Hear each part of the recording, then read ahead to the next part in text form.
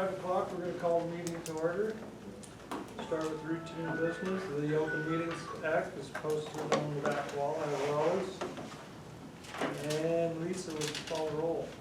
Vance, Here. Brad, Yes. Sean, Here. Tyler, Here.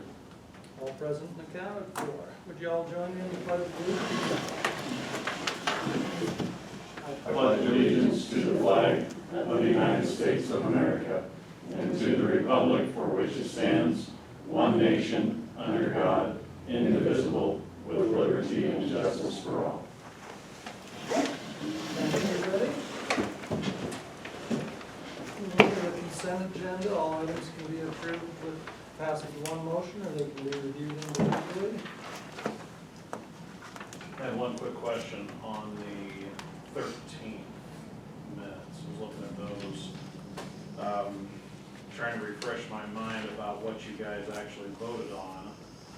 My understanding is that meeting was the 13th, the first one. Oh, the first one in here. Oh, okay. Was that you guys voted to approve the $125,000 to the county. At some point, there was a motion that was approved, and then after that, you said, hey, we're gonna try to see if we can find it in this year's budget, but am I mistaken on the I action? wasn't gonna find it in this year's budget. I meant that we would find it without having to borrow from this county. Okay, either way, but what I'm saying was the motion actually was that you were gonna do the 125, right? Yes. Okay, because I'm reading the minutes, and the only thing it talked about with actual voting was on the second page of that 13, where it says, Councilmember Fiala moved that the city look within its current budget for the $125,000 to match the county's contribution to support the facility until the general election. Is that different? I don't know, maybe that, I just was trying, because I'm trying to go back and remember on a long meeting what. When they the made action their was. motion, I just pretty much felt like it was awful tough for us not to make the same motion. So I made the same motion, that we would match their 125 if they brought it, if they were able to. And that was kind of what theirs was. Their motion was 125 contingency if the city would do the 125. Yeah, or they were gonna pay it all up front, as long as you were willing to do half. I just wondered if that's how that's read here in the minutes. That didn't say that, I guess just the way I read that is it didn't say that it was actually approved. You see where I'm reading in the minutes? Yeah, that was the only thing. Like I said, it's not a big deal, I just wanted it more for clarification purposes on my end. And that was the gist, I mean, that was the motion, I don't know how it's written in the minutes. Well, it says, we'll look within its budget to find the 125, well. Right, well, I think the motion was just to be approved for 125. I was just writing. No, I get it, so was I. The So motion was, my recollection was was it we were was to gonna approve it, right? approve the commitment, and we would try to find that. Right, and I remember that part, he said, hey, we don't wanna have to do it back over years, we'll try to find it, I remember. You know, at that time, I didn't know where we would find it at, so it might have to be part of, you know, Right, this year, part of it next year. I mean, to find that 125, we'd have to really look and see where we can find it. The gist of it was that we were committing to our half. okay, that's But I didn't that's the way I understood it no- too, I just there's didn't no know. time 'Cause frame. when these minutes come out in the paper and get read, are they gonna say, well, did the city or did the city not? Are we gonna have to amend that? But there's no time frame on that when we were really on that motion. No, there was no time frame on when you were gonna pay it, but that you were committing to. Okay, that's all I wanted to just, it's the only thing I had, I just wanted to We make can sure. sure clarify that if we need to. Well, I don't know if you need to or not, it was just the way I kind of read it, that, well, that doesn't necessarily read like it was approved, it was like, well, we'll look to see if we can, type of thing, you know, you see what I'm saying? And I don't know, I just wanted for my purposes to make sure I understood correctly what was going on that, in that one. So I mean, that's up to you guys, you're clarifying that's what the agreement was, I mean, that's fine, that's the way it'll come out. I assume you have to publish special meeting minutes, yeah. So I don't know if you guys wanna do something with that, I don't know, like I said, that was just something I wanted to have for. I'll clarify, I mean, would be the best way to clarify that, because Well, that, We're still- basically that you committed to the 125 and that you would look to see how you could commit to it, but that you did in fact commit to it. That's the, because I don't wanna state when, no, there, and that's Yeah, right. I don't wanna state when we're gonna do that, because I don't know for sure how we're gonna do it, we just, But only that you actually did, yeah. okay. Like, I'm fine with leaving it like it is, like I say, we're Yeah, committed it's up to to, you guys. I we're just committed wanted to to the get 125, clarified. and Says we're gonna match the county, yeah. Yeah, You guys okay with it? If it's fine, if it's, Rod, is that kosher? Well, I kinda agree with Gary, or, Greg. I don't think I think it's ambiguous. can I make a motion to approve the consent agenda with the clarification, that that was a commitment to the 125? So probably, we'll now rescind. Well, I think, I don't know if we have to amend the motion, I think we can amend the minutes. Yeah, just, Right. that's all, like I said, I just wanted to make sure I That's was what I meant to say. clear on what the action was that I reported on. I didn't want to report on something and be, no, that wasn't what the intent was, so. Because my intent though was actually, I really don't wanna borrow from the county. Understandable. I don't Yeah. wanna do that. I don't wanna. That's the way I understood the conversation. I just thought that was Yeah. on top of, well, we're gonna commit to it, but we don't know exactly when or how or where we're gonna find it type of thing. Okay. No, it's up to you guys if you wanna change anything. I just wanted that for clarification purposes for me when I'm reporting those things, that I don't wanna get something wrong. I don't know, Brad, I guess it's your motion, do you wanna, do you think that reflects what you said that day? That's pretty much what I said, we look within our budget and see if we can find the 125 to match the county's. Like I say, I didn't stipulate, which I didn't know, because we need to look in our budget, we need to know where, so I can't put a timeline of when we're going to do it. I don't know how I can reword that to state that, to change that. Because I know we can't do it in this year's budget. Right. I know, because that's already, we're already tied to that, so it would have to be Even if in it's our just- upcoming budget, and we gotta figure out how to put a line item in there. So that's what I mean, we're gonna look in our budget to see where we can move 125 into a line item someplace for the care center, kinda like we did the 80.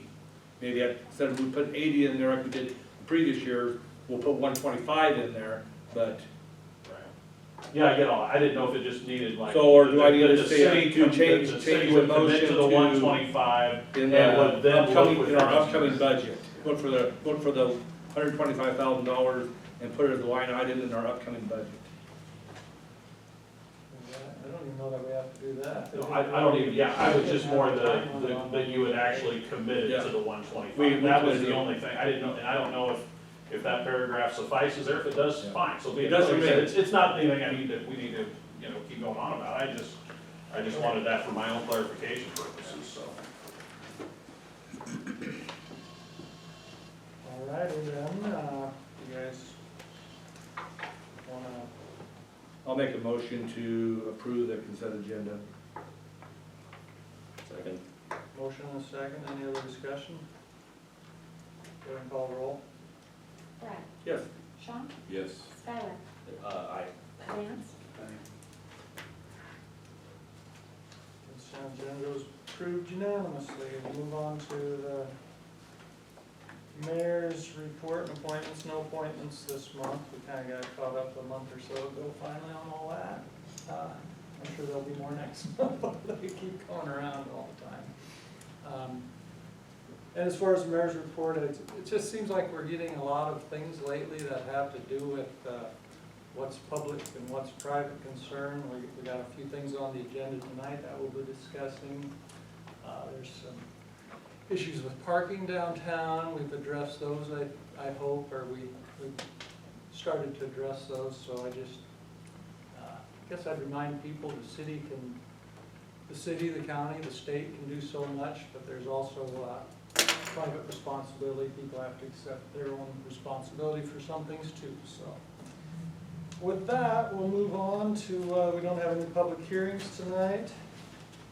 And we are going to skip over old business for the moment and go to the first item on the regular agenda, because that is a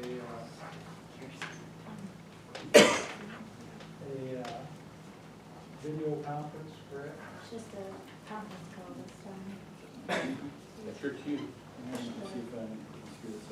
Is Vance our IT guy? I think you gotta push. Do I gotta push on the phone? Okay. Oh, there you go.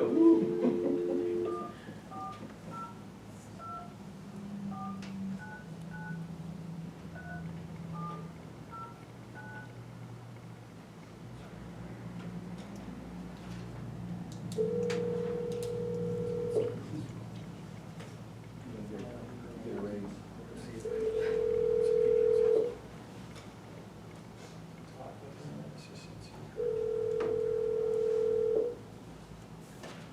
This is Brad.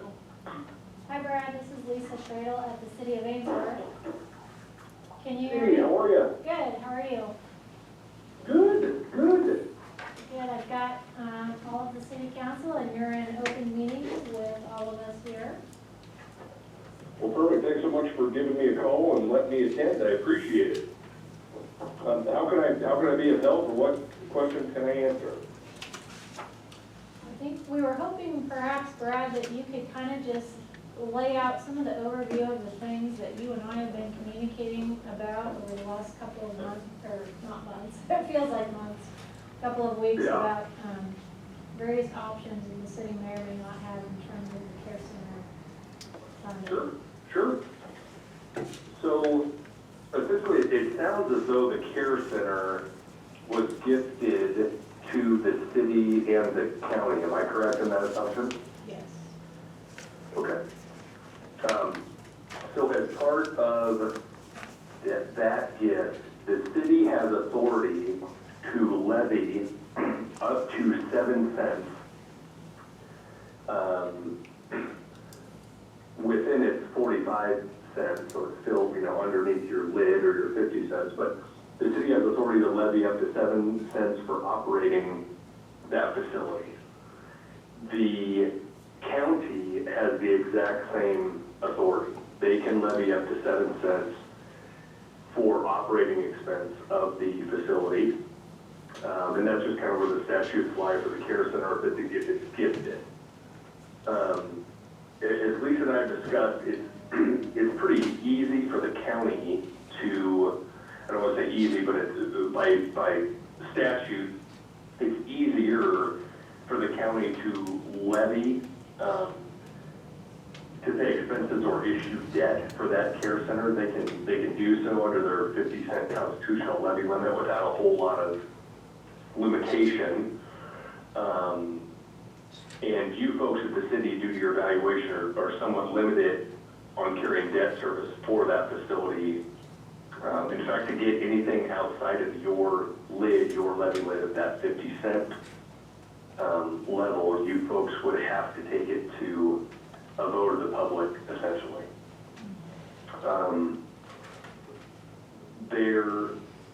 I thought about this a little bit more. There's essentially the way that you could do this is you could have it at a city vote level to issue debt for the facility. And then you could enter into an interlocal with the county to provide you funds to meet the debt service obligation that was issued to care for the facility or take out the operating levy credits you folks have. That's one option. It gets a little difficult to understand what the ownership of the facility would be at that point in time, because there hasn't necessarily been debt issued by a city where they've co-owned a facility with a county. So I think we'd have to dig into that pretty deeply, and it'd be probably a new circumstance or new event for anybody that's issued debt statewide for something like that. The other option, and does anybody have any questions at all about that, what I've kind of described so far? I don't think so. Okay. Another option of this would take quite a bit of digging to kind of see how we would set it up and the logistics of it, but not to make this overly complicated, but there's also the option of a joint public agency. So, there's some jail facilities that have been built that way, some arena projects, but essentially the city and the county can establish a JPA, a joint public agency, that is half owned by each of those entities.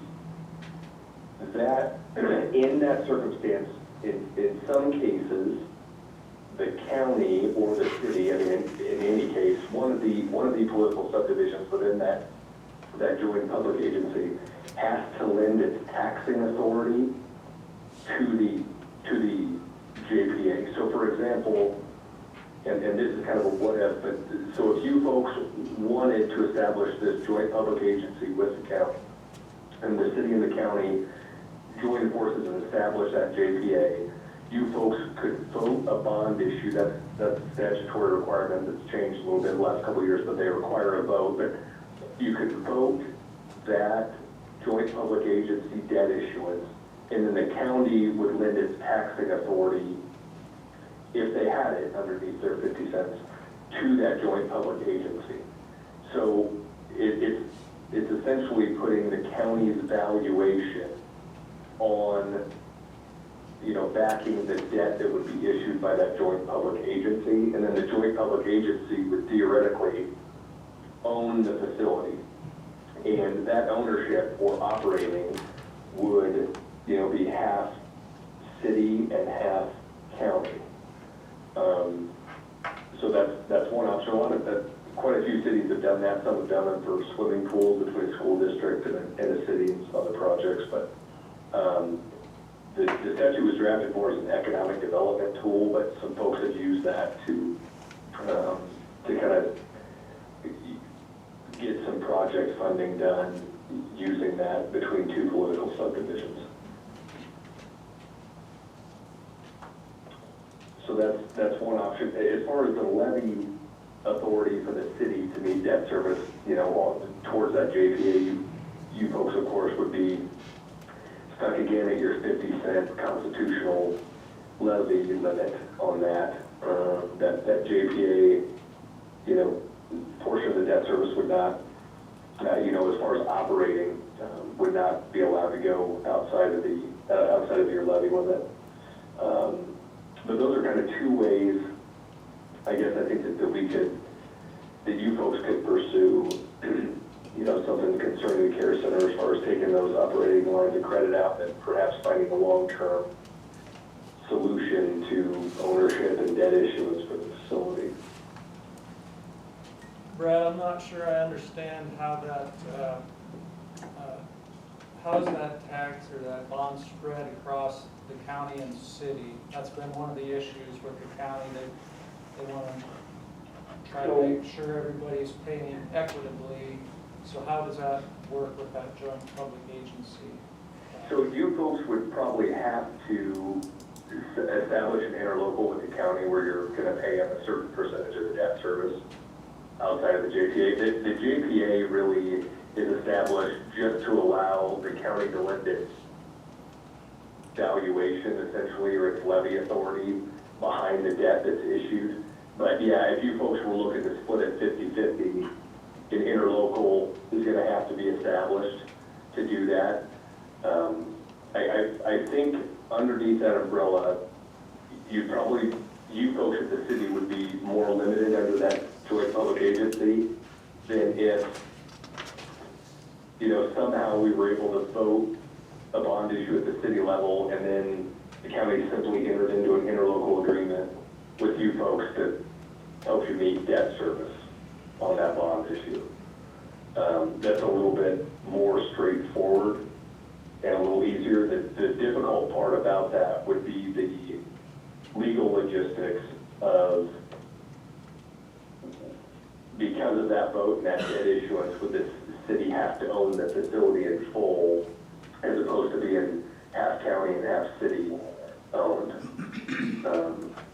But yeah, because outside of that, you bring up a great point, which is if the county still wanted, if they would, to, you know, for you folks to kind of meet 50/50 on the debt service there, they would lend their taxing authority to it, but you folks at the city level would still have to, you know, meet the debt service some shape or form, and that would fall under your 50 cents, whatever whatever interlocal you would, you know, provide funding to the county or to that JPA to meet debt service. So, I'm not sure that's necessarily a perfect solution for you folks in your circumstance, but I at least want to bring it up just so you had it available to kind of discuss and look at.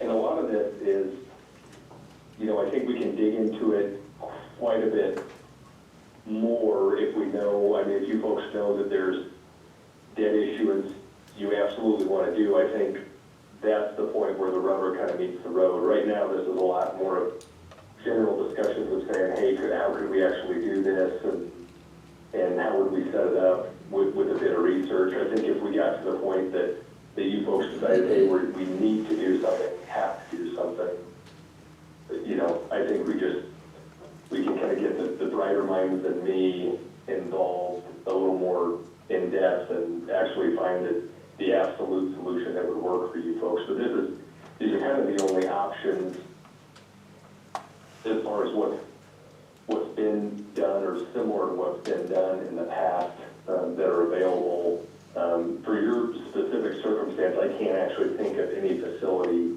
in the state that's had to do something similar to what you folks have had to do outside of, like I said, those JPA arrangements for, you know, some of the arenas that have been built in the state and some of the jail, you know, facilities and detention centers. So.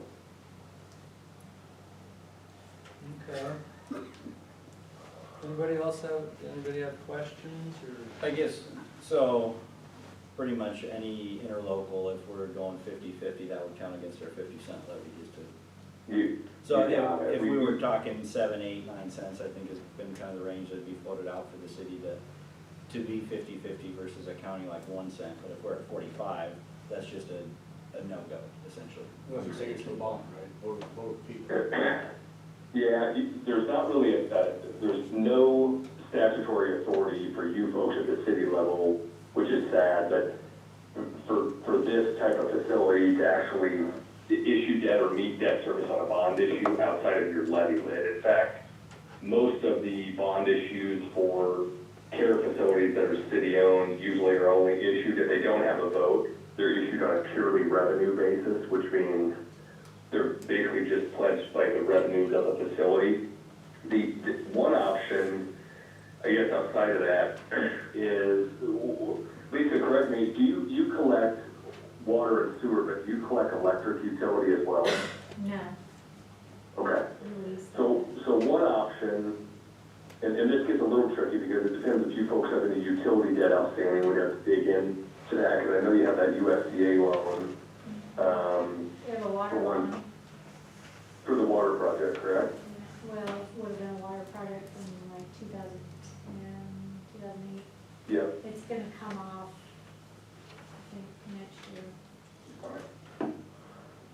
And then you have that larger sewer project, don't you? That's all that USDA loan, yeah. Okay.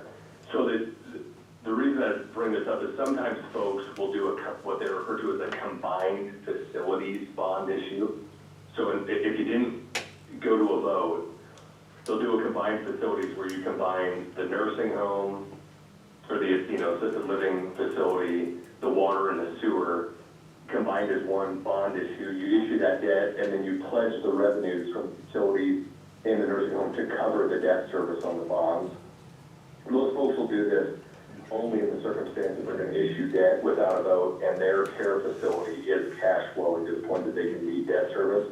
So they kind of just use it to show coverage, basically that they have enough revenue coming in between all those sources well and over and above the debt service to meet that debt obligation. And some folks will do that. In your circumstance, that again doesn't really benefit you folks because the facility, you know, isn't currently operating at a break-even point, which would then then, you know, the only thing to pledge against that, like I said, without a vote of the public, of the city would be the utilities on a combined facility basis. Because you have some debt outstanding with USDA, it gets more complicated because that debt would have to be on parity with the new debt, which USDA I'm sure would be possibly willing to do, but I couldn't guarantee that. So I think you're somewhat limited in that retrospect as well. I'm not sure if there's a mechanism for you folks.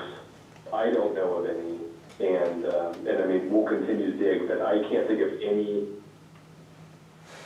opportunity you folks have to levy outside of your lid to meet debt service for the care center outside of a public vote.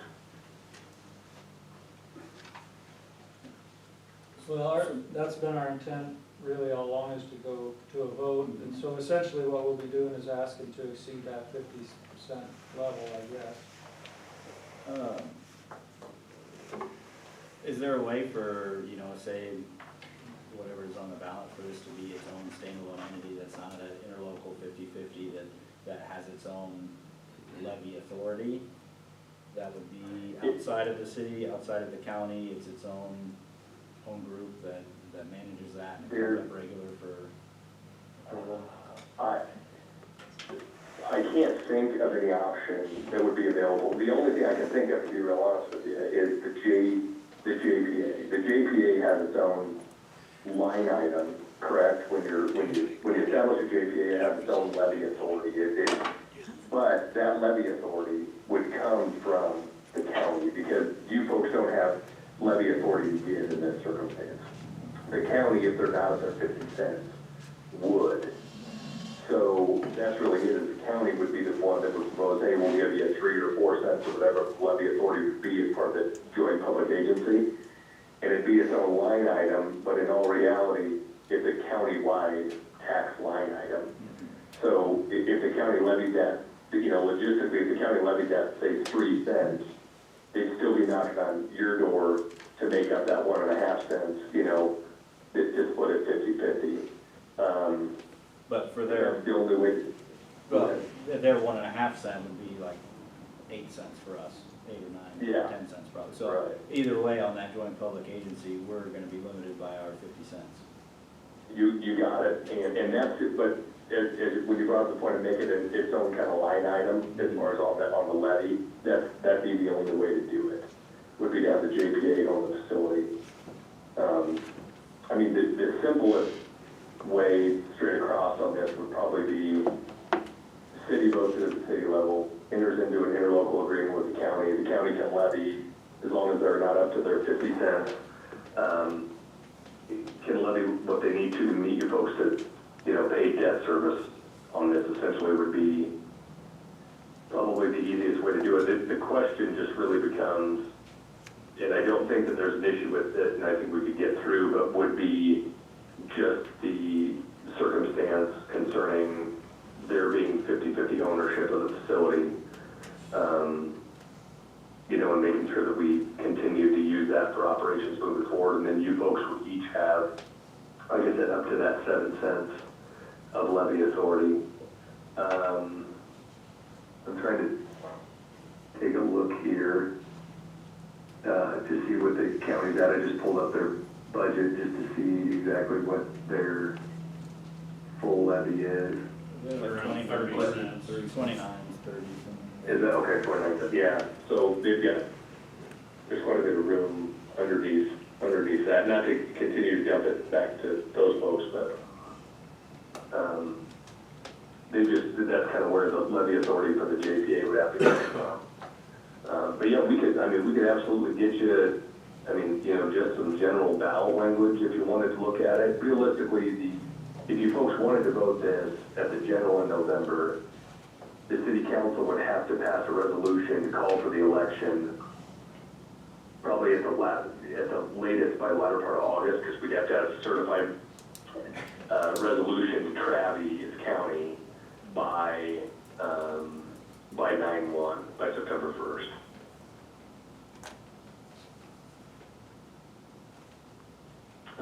But you folks can always have a, a special election at another time coming in next year too. But if this was something that you wanted to put on on the general election ballot, that's the deadline we'd be on. That's kind of what the direction we've been thinking about going. Okay.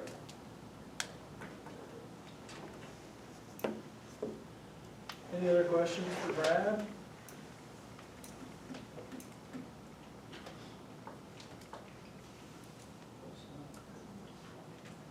I'll continue to dig on this while you folks are kind of seeing what options you have available. There just hasn't been anything that has struck us outside of kind of the options I presented tonight. We'll dig into it a little further. I doubt that we're going to find really anything, especially for you folks at the city level. You're so limited by statute at your 50 cents for the care facility. I don't think there's any other option, but we'll continue to dig. And if you would like us to draft some election proceedings, just let me know. We can get that put together and have you review that and then decide if you folks, want to move forward. I mean, once you decide if that's the direction you want to go, we'd be happy to help you with all that stuff. We work with bond counsel to do all that stuff free of charge, so you folks could actually decide to go to the election, draft the resolution, call for the election, host a public meeting where I'd come up, kind of explain to folks exactly how that would work, or the levy authority for what debt service would be, and everything like that. And then if the election were to pass, no debts issued, you folks would be out of anything. There's no charge from any of the parties involved for doing any of the work. Just so you folks are made aware of that. So if that's something you want to pursue, you folks sure can without, without having a whole lot of cost from the election perspective into it, outside of what the election commissioner would charge you.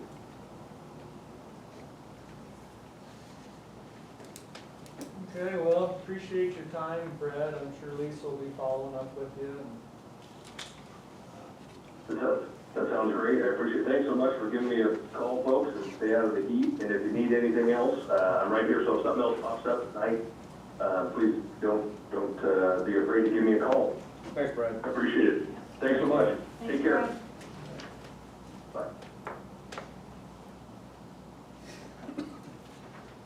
You're hung up. I think so. So this whole thing you're talking about is for that, is for the 125. This has nothing to do with the levy for the actual 4-year that Yeah, you've been talking about. this is the levy on how we can try to For levy. the regular, for that 100,000 a year. Yeah, Okay, that's what this is about. was not about The one this you already knew that was gonna have to go to a vote, but I thought you were talking about on ways you were gonna fund the. No, this is try to, for the next 4 years, Right. how are we gonna pay for it, and how are we gonna, the language on the ballot, if it goes to a ballot, how are we gonna, the language, are we even capable of the city putting it on the ballot? Well, everything he said was the caveat is if you're trying to do things without going to a vote, well, you're going to a vote, so most of that is moot for the, that's why I was confused. I thought you were looking at ways to fund that 125 you were talking about. Okay. All right. Let's head back up to the couple of old business items. First one is to discuss our possible amendments to the ordinance regarding poultry. I think there was a draft in the packet is that right?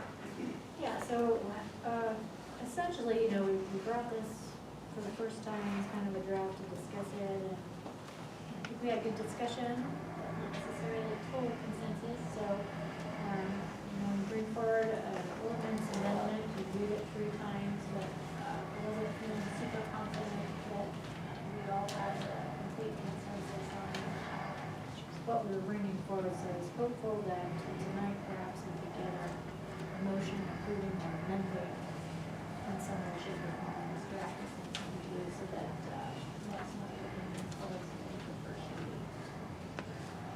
So the items that are highlighted on the draft here were also highlighted on the but I took what I guess I thought was maybe the majority of the opinion and discussion last month and amended, so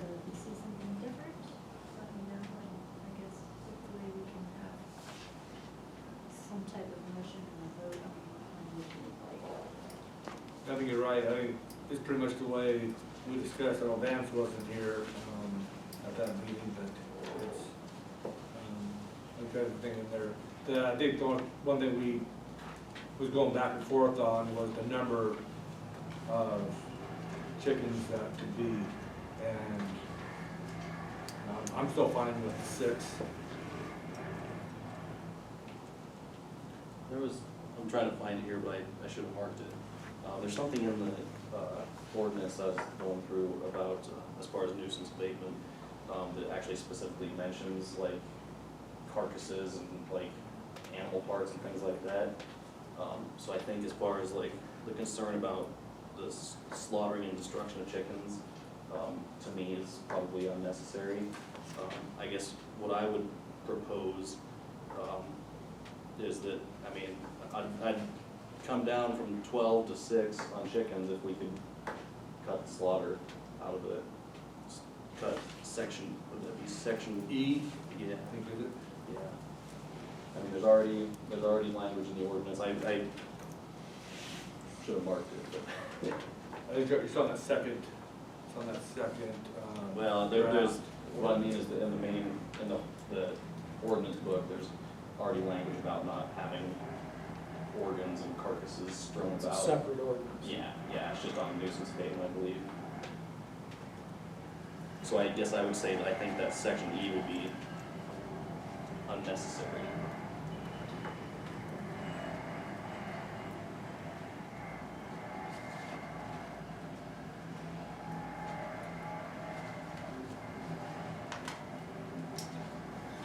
Do you know Jeremy what that ordinance says? What's that? I'll see if I can find it real quick, but it's a big book. Well, he's looking on the other items and personal preferences and intrusions last month, and I think that number I was kind of looking for 10,000 feet as far as basing off that, which would be pretty much all your standard lots. As you get to your periphery where there's some properties that are larger, you know, to me, they've got the facilities and maybe they've got the, I don't know the land, but the other facilities that are required by the ordinance, I would be open to having a scalable number, but, leave a set on 6, it's more than what we've got by ordinance now, so I'm dying on that hill. And then that large, I guess we might just have a different definition of that large, you know, if you're in a fenced-in yard, to me, that's not that large. If you've got a dog in your backyard that's fenced in, you're not gonna get cited for that large dog. And really, I think if you had that in a fenced-in backyard rather than just confined in a small space, that would actually help with any potential bug problems or things like that, if they're out roaming around and eating bugs at that point, rather than in a smaller confined facility. So you're saying that as long as they're on your property, they're not at ours? Well, it's fenced in, you have to have some barrier. But I'm just looking at that, if you have it fenced in, but your fence is probably within a couple feet of your neighbor's house.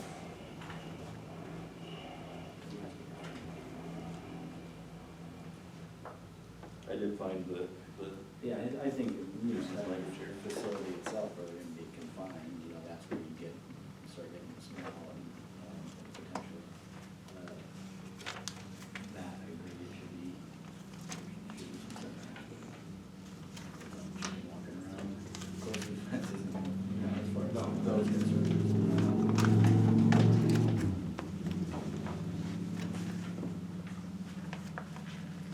You wanna hear that nuisance language? Okay. So this is section 3-403, nuisance specifically defined. It says, includes but not limited to, A, any odorous, putrid, unsound, or unwholesome grain, meat, hides, skins, feathers, vegetable matter, or the whole or any part of any dead animal, fish, or fowl. And then also down here it says dead animals or dead animals buried within corporate limits.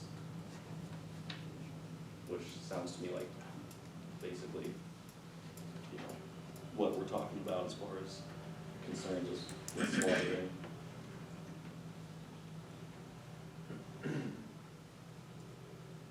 So you guys would be good with the 6 that's highlighted if we struck item 3 on the Ordinance? at large and the item E, the slaughtering? I'll be all right with that. Now, that's saying that you can keep them at a fence and they don't have to get pinned? Well, no, you still have to have the facilities available, and I would assume that they can. So I guess I don't agree, if you got 3 people with fenced-in yards right next to each other, and the chickens are all running in the yard, people coming through are gonna think this is hee-haw. Okay, how does that appear? We get half of the town with fenced-in yards, and everybody's got 6 chickens, and they're running all over their yards, it's gonna look terrible. I'm not great on having them free roaming in the yard, just because, I mean, it'd be, the fence line, you know, goes up to the property line, which to me is maybe a little tight. Whereas at least with the facilities, you have kind of a, what's the word? Nice orderly confinement, Well, I was thinking chicken prison. a distance, you know.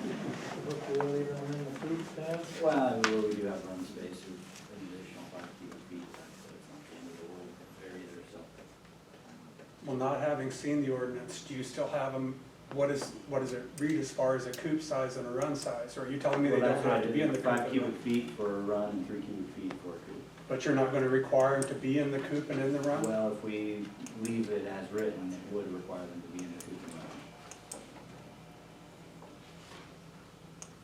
That was my, you know, if we were to strike that, you know, or even amend it to, you know, a certain, you know, by nighttime, but I'm fine leaving it in. You're okay with I'm not that? gonna throw a big fit about that, but. I've got a question. We've spent a ton of hours and a lot of money, Lisa's and everybody else's, on this, to pass an ordinance to eliminate criminals. As I understand it, because it was brought up that some people were ticketed or fined or whatever for having chickens in the city limits. Okay? So what, 2, 3, 4? And then I'd ask you personally if you know, what brought this on, you had a few people. Combination, people approach, you Yeah. see stuff like that in the paper. Okay. and, So we've got ballparkish 700 residential water meters. So basically, there's 700 residences. And there's what, 2 or 3 were ticketed, and let's give the benefit of the doubt, there's another, let's say there's 10 that approached you. So maybe there are 10 to 15. Sure. So you're passing an ordinance for everyone in town for 1% of the population. We're Really, I would say allowing we're- freedom to the entire town to have Yeah, 6 chickens. so what you're basically doing is you're going to pass this ordinance that is going to potentially jeopardize friends and neighbors' goodwill by allowing this person to have chickens, and the person next door detests chickens or doesn't want chickens next door, but he doesn't have a choice. So 99% of the people are not gonna have a choice, so 1% of the people can have their chickens and their six eggs a day or Do you have any or neighbors whatever. with dogs? Pardon? Do you have any neighbors with dogs? I Yeah, I have do. several neighbors with dogs. Yeah, And they are a bigger nuisance than I would like to admit, but, which is fine, so we're gonna add Yes. chickens to the deal. yeah. I think really it's getting our ordinances to match what's very similar across other municipalities of not only our size, but Lincoln, Omaha. You see some level of allowance. Now, I get, you know, we can't have 40, you know, it's not a commercial facility, but. Correct. But really, if our ordinance had been similar to what is common, we wouldn't be in this. So, you know, the question could be why at some point did they, out of all the communities that allow chickens, why did at some point, yeah, sheep, goats, cows, if you've got the facilities, you're fine, but chickens, no. You know, that's how the ordinance is currently written. That you can Right. have So all then- of those other types of animals if you have the space and facilities.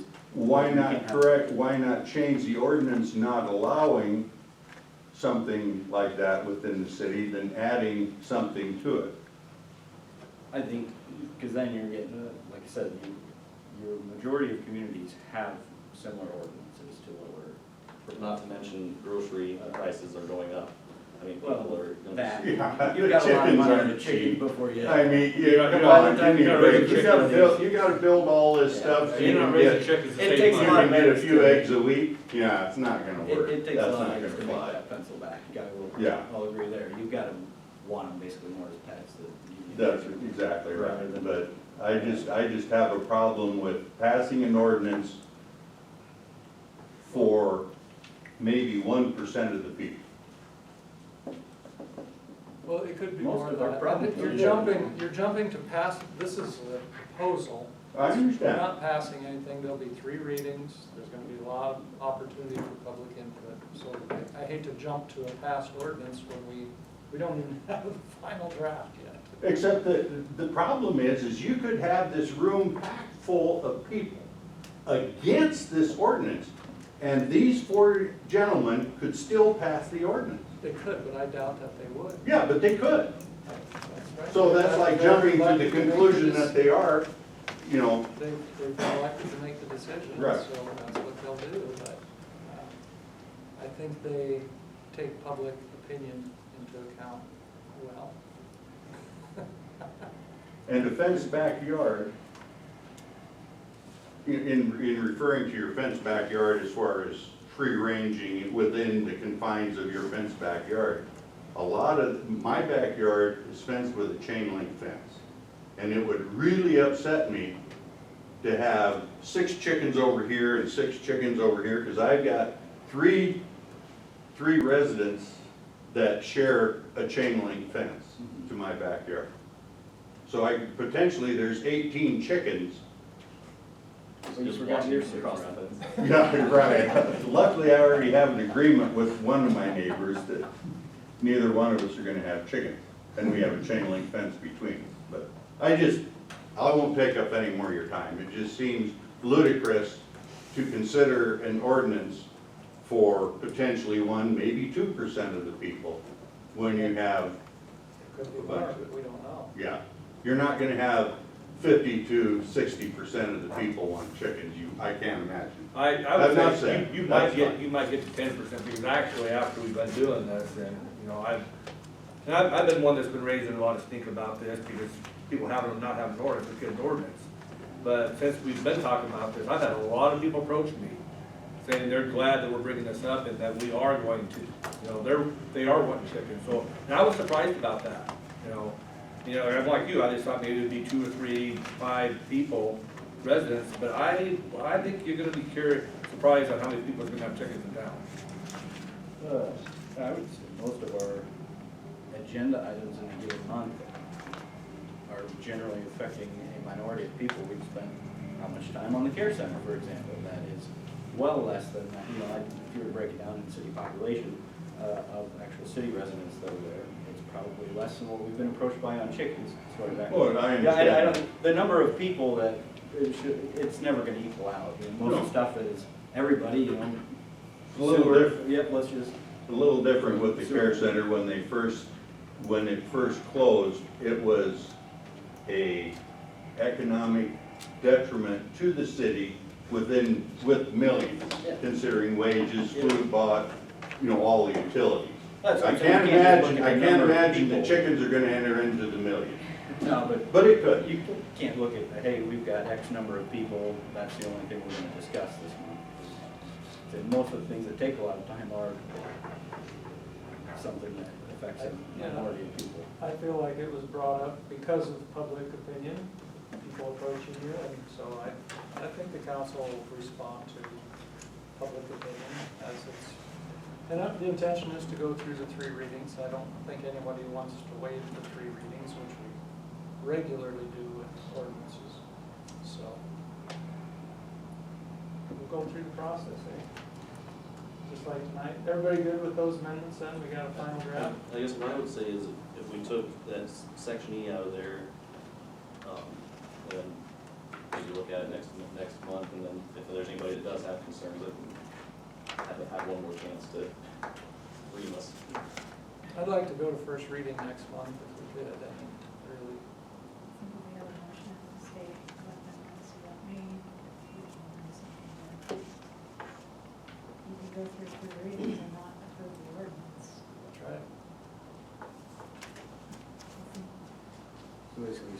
cut E, leave the other two.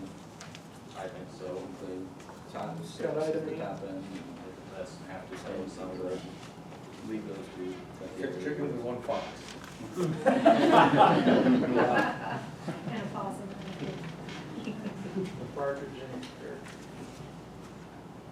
Is it, you good with that, Lisa? Need Leave, a motion, or we're just I consensus don't know that opinion? we need a motion, everybody's good if we leave those first two items and scratch the slaughter item E? Okay, I'm good. Okay. Two spots on item E and on the application. Just so you, there's two spots, it's in item E, in the ordinance, and then in the application. Yeah, the application would have to match the.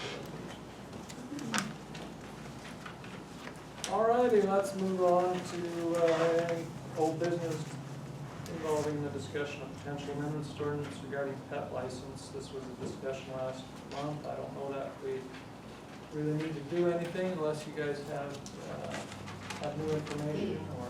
As of right now, I have no reason why we should amend the pet license ordinance.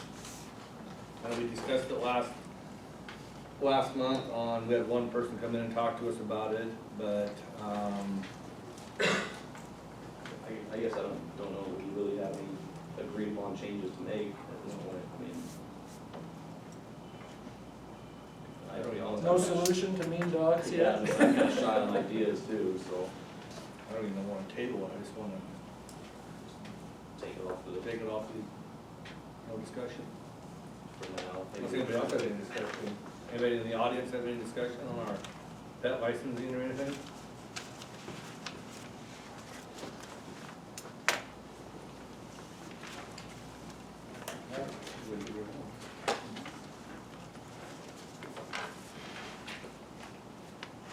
Moving on. Next item is to review and consider the for CDBG Public Works Infrastructure Application documents regarding Highway 7 Main Street Improvement Project. Let's see.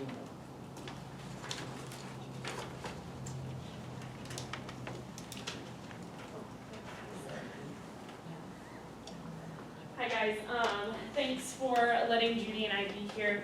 Judy is the Executive Director of Promising Ed. She's out of Chambers, and then I'm Amber Ross. I am a Community Development Specialist with CNED, and I'm based out of Broken Bow. So we just wanted to kind of come, and we've worked a lot with Lisa on the beginning stages of this project and what that's going to look like.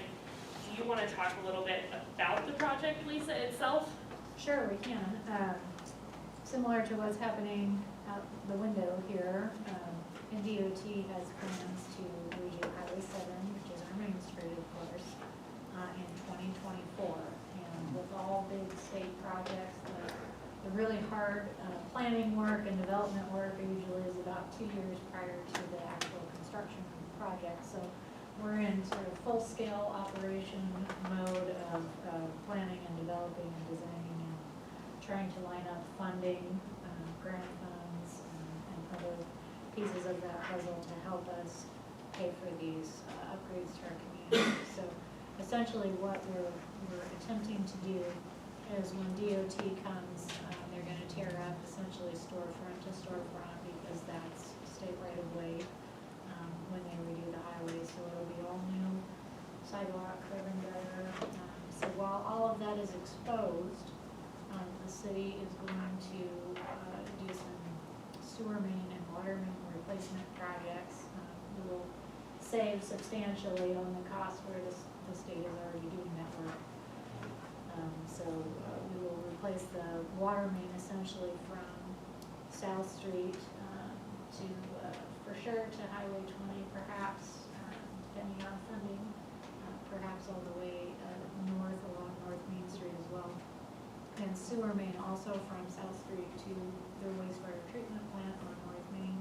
And there'll be a little paving piece there from 4th Street, which is Highway 20, north to 8th Street, a couple of blocks there before the pavement runs into gravel. And then we'll also be doing some design work downtown, potentially with upgraded lighting. The city council will be considering here shortly to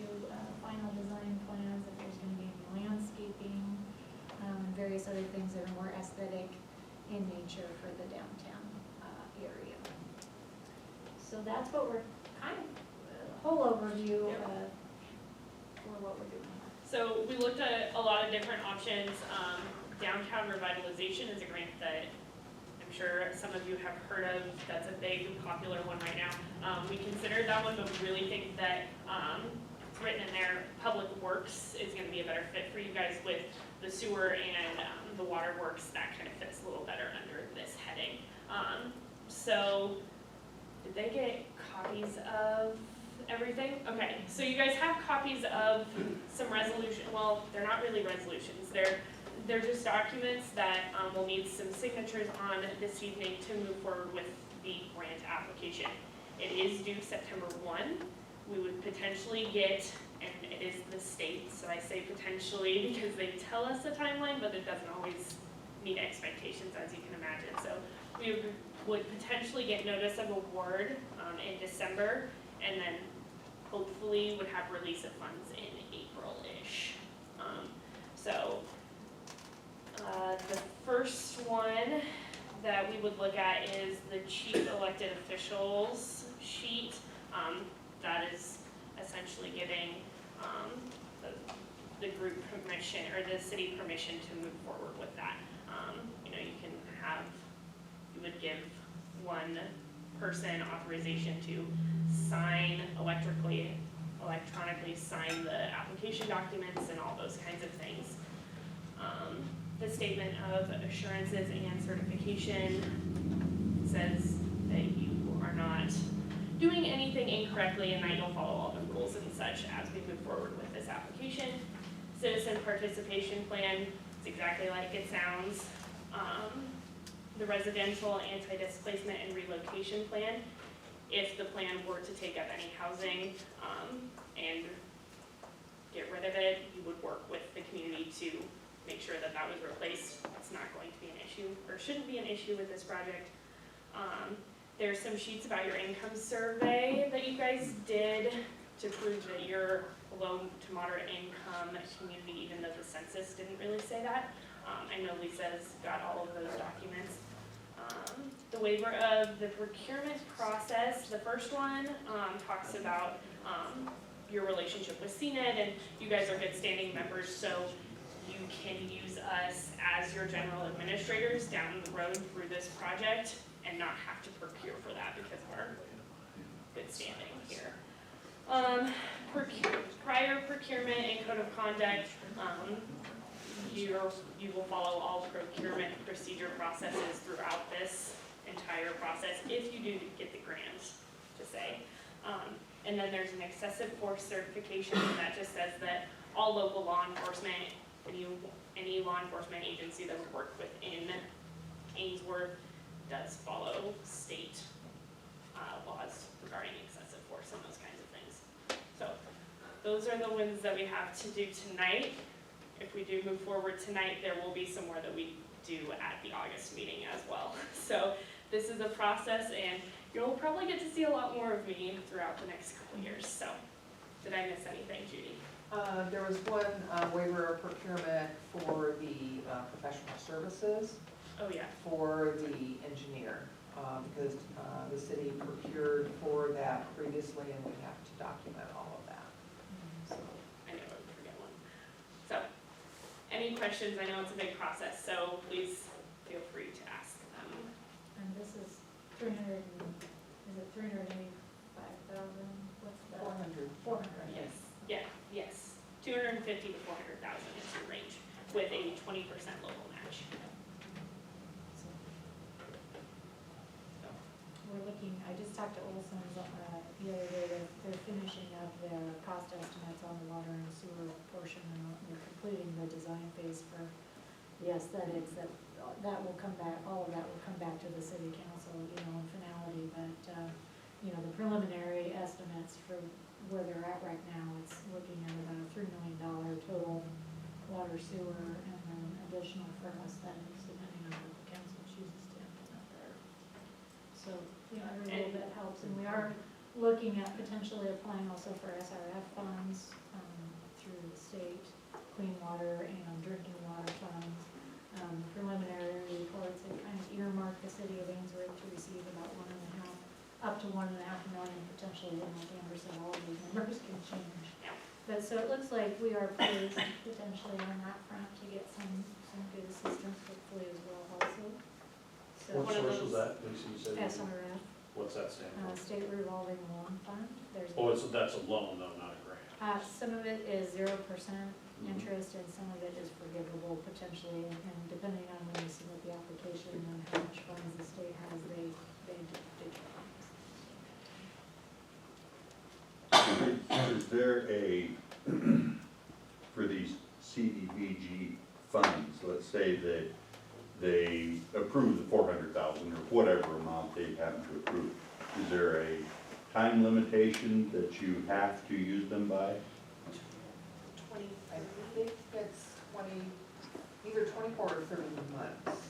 I think 30 might be right. Okay, so it's delayed 2 more times? Yeah, I mean, this Highway 7 project, they're a lot farther along than they have ever been, but the state has been notorious at putting it off for a year or 2 or 12 years. So are you looking at this grant application for this September 1st or September 1st of 2023? This September 1 in 3 months, or 2 months. Yes, yes. Because the you funds would- wouldn't actually, you know, they're starting in, supposedly starting in 24, as I understand it. Right. So we would apply this, this year and, In case it doesn't get passed, then you'd have 2023 to apply again. Yeah. Okay. That And, makes sense. if you get funded, we've got a timetable, and they approve it with that timetable with the 2024. Let's say it gets pushed back somehow, then we go to the state and we go, okay, Yeah, okay. beyond our control, this has Right. been delayed, will you give us an extension? 'Cause We're I not know- going to give you an extension without a good reason. You know, an example is the state went out for bids on the Highway 20 project, and they didn't get it. So they had to technically push it another year. But okay, thank you, I just wasn't sure. It's complex. And I don't know it all yet, so, A lot of moving parts. yes, absolutely. Would you also look at, if you're talking 3 million plus lighting and landscaping aesthetics, would you be looking at USDA as well on top of the revolving loan, this application? I mean, you're gonna have to cobble together, unless you do bonds. We were kind of waiting to see what SRF was gonna come in at and whether some of that was gonna be forgivable, Yeah. It's hard to know because it's kind of like cart before the horse. You've got to get all this stuff together and get it to DOT to hit their timeline, but we don't necessarily have the funding pieces. It's been a kind of a deal, but we're muddling through it as best we can. But even with those two programs, you'll have to have. And we'll have debt additional- service, Okay. servicing Yeah. kind of water. We've got about $96,000 that we've been spending every year on water bonds. That's gonna come off by the time this project starts, so we'll have good cushion in our debt service.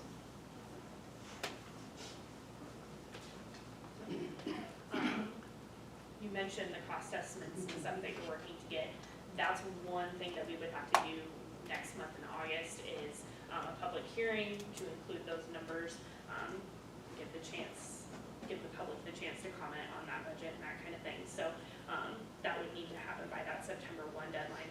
If we get those numbers by the end of the week, we could do it at your regular meeting. If we don't get them by the end of the week, we'll have to wait and do a special meeting later in the month. So, just side note there. Yeah, more to come, and Yes. some of these numbers and Yep. some public hearings. And Lisa has my contact information and Judy, so if you guys have questions, please don't hesitate to reach out to either of us. So, do you have specific questions about the documents to be approved tonight?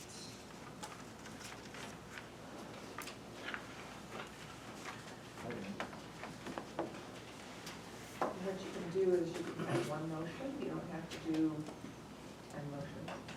one motion, but you have to specifically list each one of them in that motion, so that there's no question that you passed it.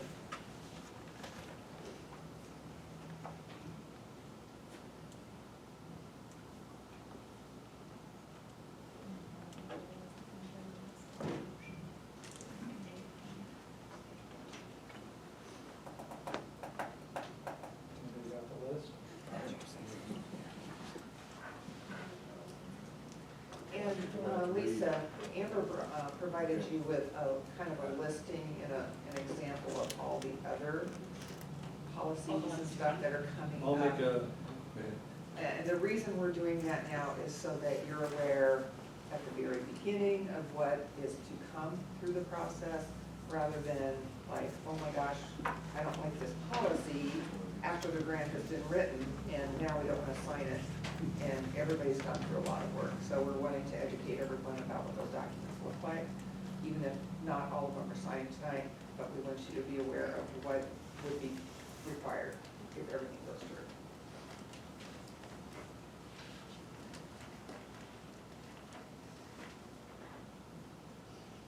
I make a motion that the city applies for CDBG Public Works grant, certification of chief elected official for application.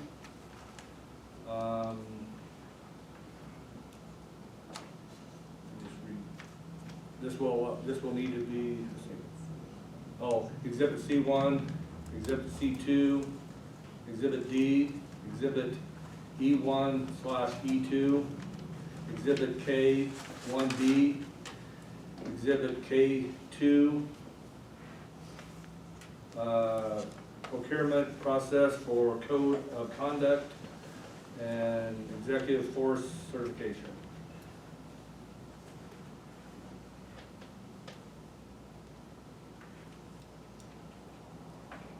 Second.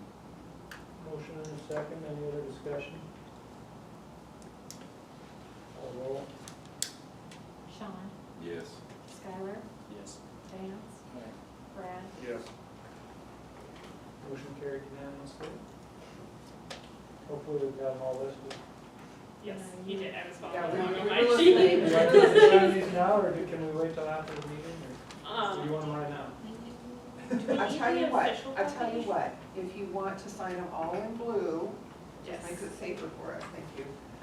Lisa can scan them to us and get them to us, as long as it's blue.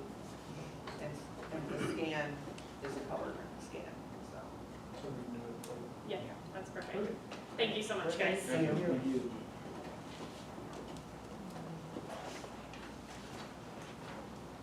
All right, next item on the agenda is to discuss citizen sewer concern. Got Kalen Slizer here. Yes. Do you need me to stand up or anything? No, whatever you're comfortable. Okay, so about 4 weeks ago, I started having some sewer issues. Usually I can help plumber out, they can come auger it out, be done with it.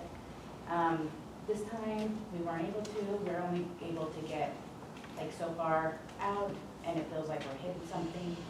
We tried to camera it, and we can only get so far out with the camera also. My biggest issue is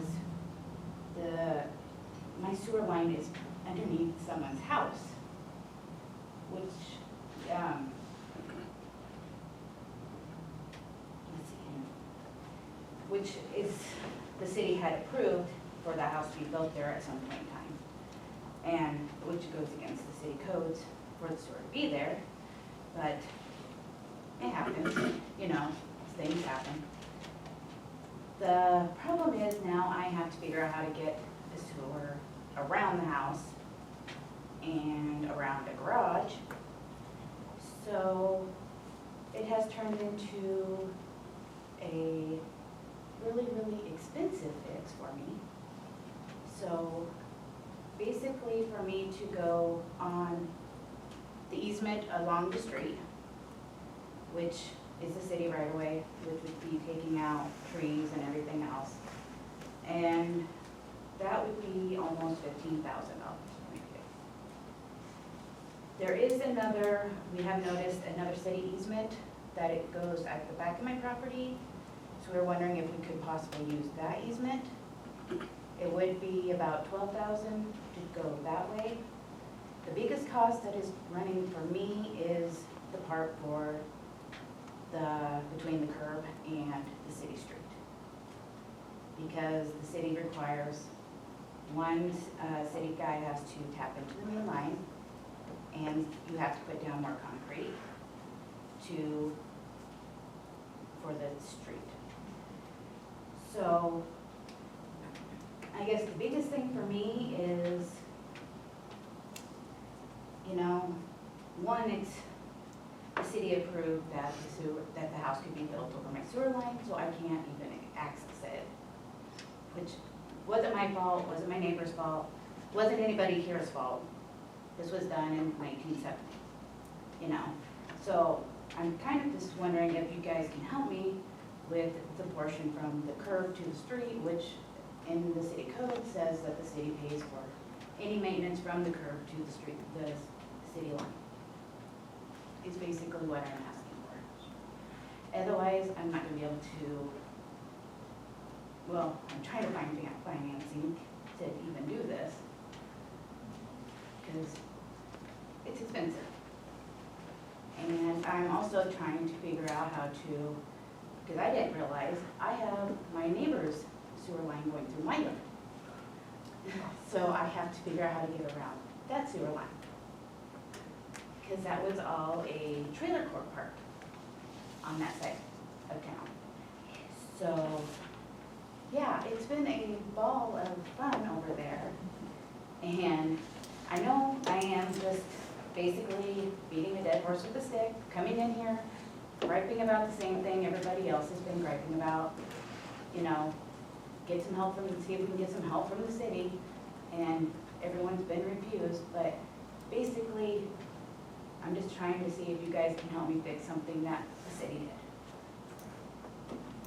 did.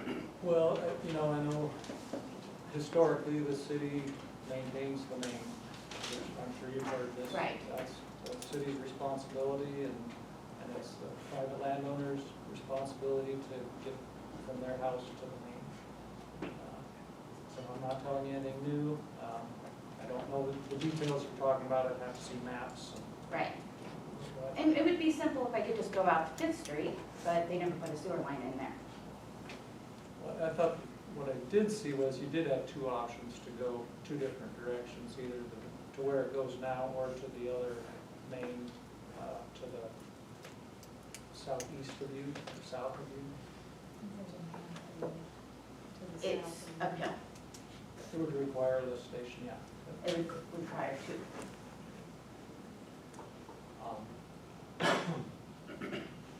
Is this in the same neighborhood as Levi's that was in here? Yes, Is it different? is. Didn't that one Just- Levi and Road the sewer? Yeah, and Sequoia, and there's basically no sewer lines. 4 blocks apart, 4 or 5 blocks apart. 4 or 5 blocks apart. Oh, okay. Yeah, it's not the same stretch. Gotcha. of main. Yeah, it's, because the Sequoia would be the neighbor just above me across the alley. Hers is the one that runs across my backyard, clear across Troxels to go clear to Osborne, because that street up there has no sewer line. Levi's goes, I believe, the other direction.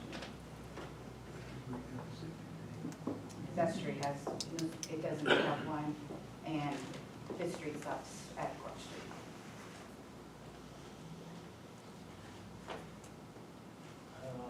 Yeah, I don't know that I have any great ideas, if any of the,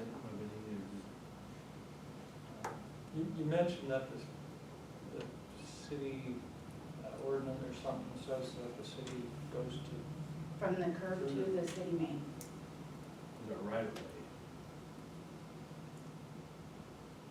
That's our I'm right not of way. familiar with that. On the water side, it's curb stop. Yes, the water is different from the sewer. Sewer, I believe is the tap. But I'm not from, no, I'm still looking at it.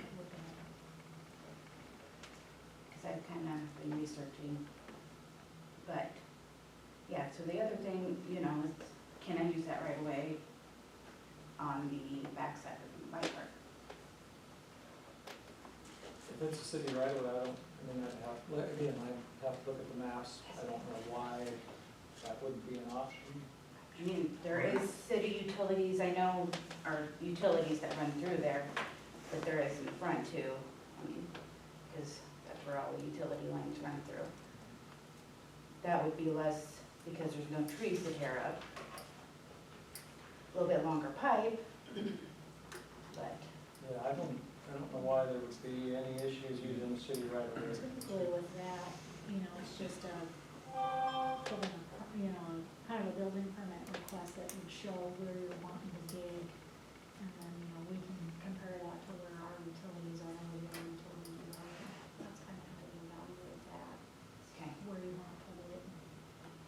Yeah, because I have to figure out how deep Sequoia's line is, and, because we were just gonna connect with her and then just go down her line and put our two together, but I haven't heard anything back from her. So I don't know what's going on with her, so. But yeah, the main cost is basically the curb to the street. Because the concrete stream. Yep. And it's all Orangeburg pipe, I know it's Sequoia's line, and I know it is on mine too.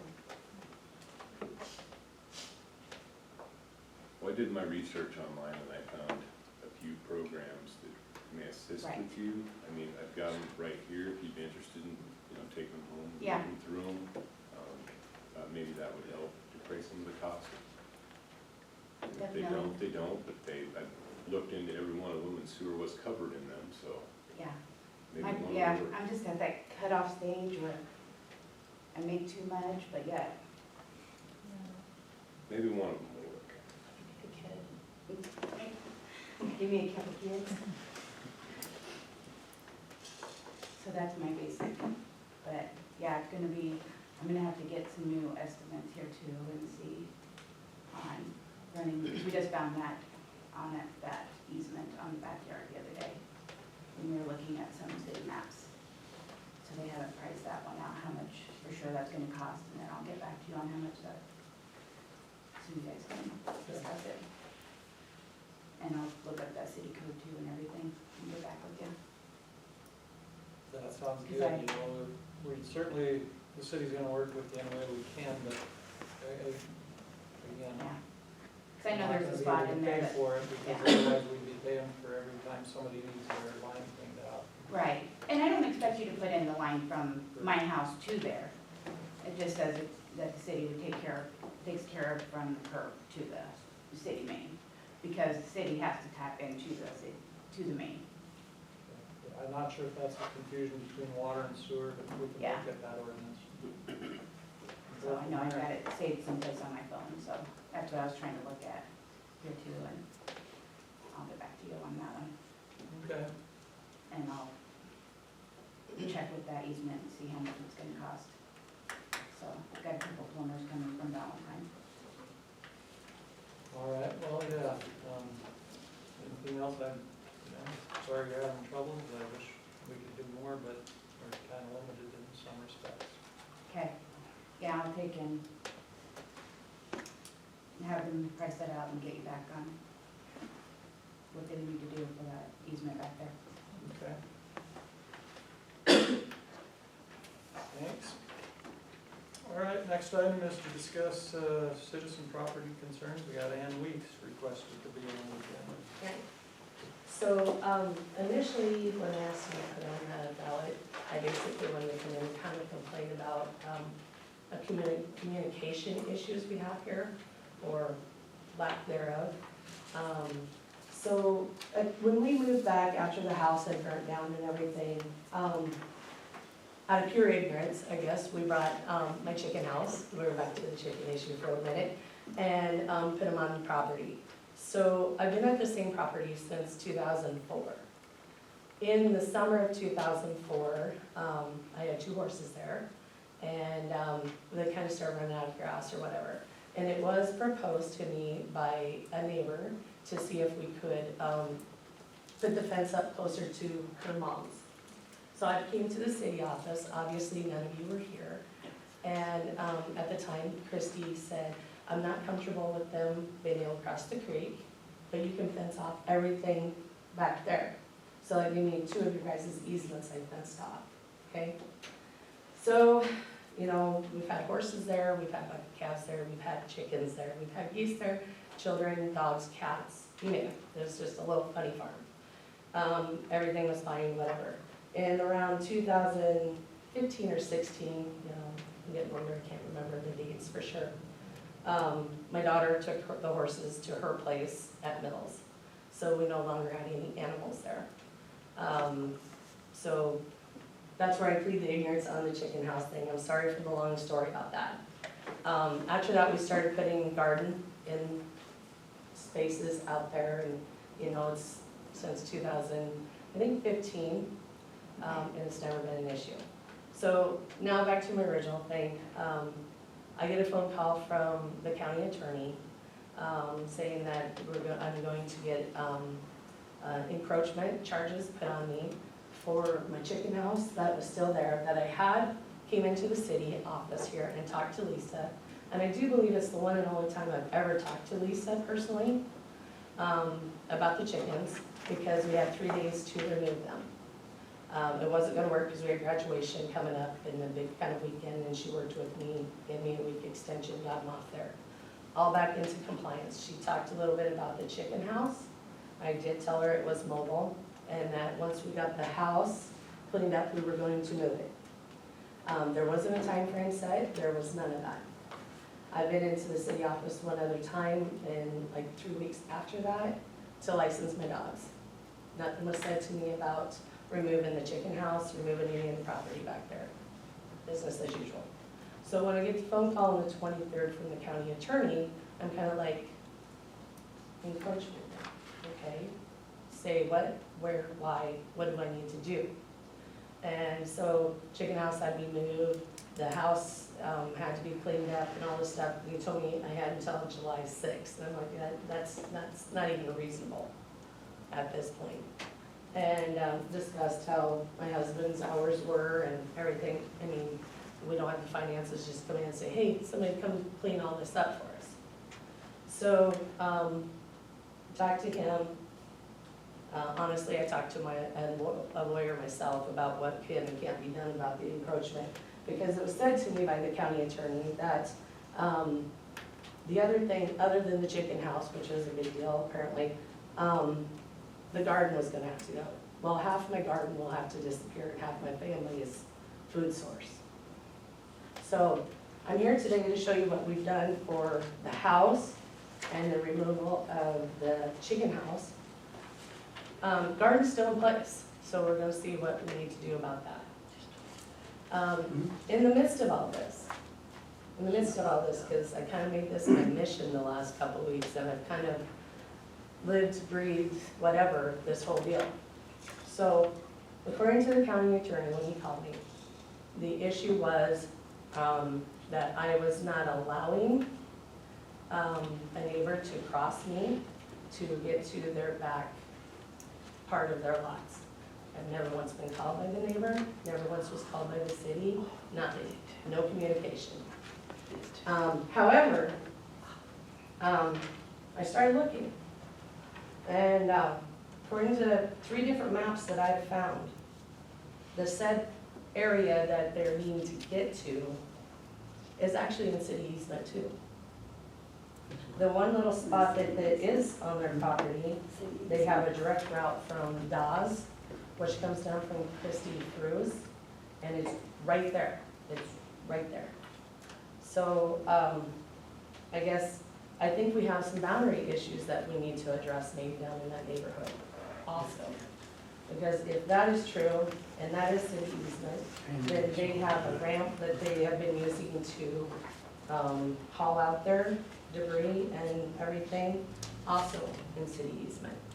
So I'm thinking if I have to remove everything, it should be fair to everybody. And if I have to plow my garden in or whatever, because that's an issue, I think fair's fair. This is the issue I've brought to you guys. I'm sorry, but it is. The house, I'm gonna go right back to the house for a minute. So we do have it tore apart. It is in 3 manageable piles. I have concrete, which can go to KBR. I just gotta find a trailer. We have steel, which is going to Jones's, and we're loading it out as we can when I have my extra helper, because obviously my kids aren't much help that way. I have a structure that is like the wood and like the flooring and everything. So I have 2 questions I need to ask on this. When my neighbor to the south of me's house burnt down in '09, I believe it was, Bruce Dannett had dug a hole on my property and they had put that debris in there and then we got a burn permit. I'm asking if that's possible for us to do, and if not, is it possible that we could have a date set up, like a kind of, I guess it's gonna have to be a special date. Brandon usually has Sundays off for us to take it to the KBR. We could still weigh out at CBA, but we would have to have, I mean, that's usually the day he does get off. So those are kind of my big concerns. I'm sorry to bombard you with everything, but.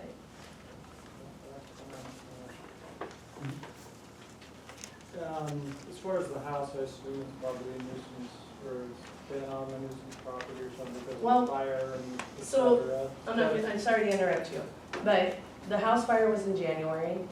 I couldn't even do anything with it until May when the insurance and mortgage got them back on with what was gonna happen. So as soon as we got that okay, we went in and completely cleaned off the garage area and placed my camper, which we've been living in, there so we could be there to do cleanup. And we've been doing what we can when we could. I did get lucky enough that one of my dad's friends, who is a logger or whatever, came over and tore it all down one weekend for me and made it in piles. And I bless his heart for doing it because it's made life a lot easier to try to even, I mean, it was quite a stressor looking at myself. I've been told that, you know, that it was an eyesore that needed to go.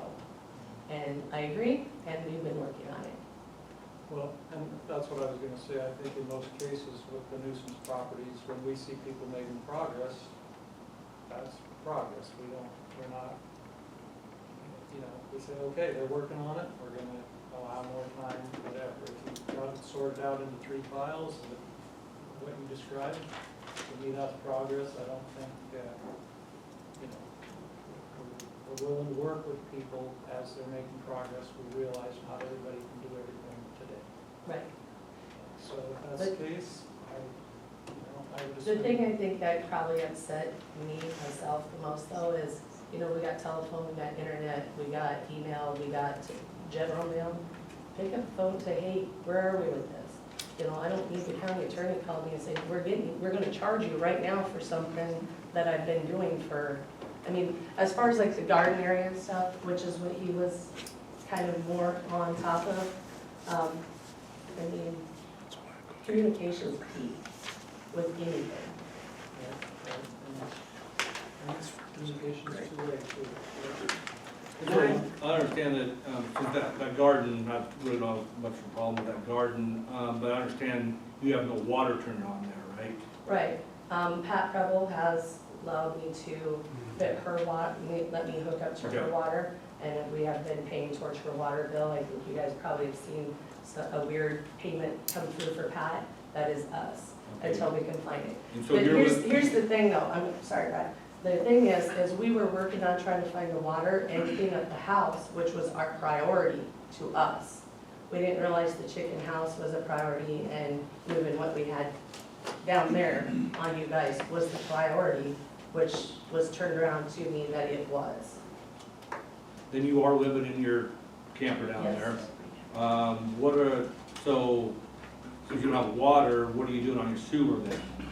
Well, actually, we have like a thing that comes in and then fills it, and I don't know where you dump it. But, the bath water and the sink water, which is considered, what is it, gray? The gray water, and then you have your black water, which is your sewer. The sewer is shut off until it's full, and then he deals with the clean out of that and gets disposed of it. The gray water, honestly, it is running out. We have found a sewer line, we just need to get it there, but that's where we're at. not finding water line, I don't get a hold of you. Here, like I say, if Well, you're, they came down and they've tried and to I'm not trying to put any more on you by your not following rules and stuff like that, but if you are using our sewer system in town, that there is a charge for that. That's Right. what I'm saying. And that's usually tied to our water bill. We don't, you know, when you use water, we charge you for sewer, so that's why I'm asking that. We found it, we Not a just gotta problem. get connected to it, which we haven't had the time to do because we've been focusing on the other areas. Not a problem. I would like to address the chamber, if I could. Chamber. We live north of Brandon and Weeks. And if I could, you would permit me, I have some information that I'd like to pass on.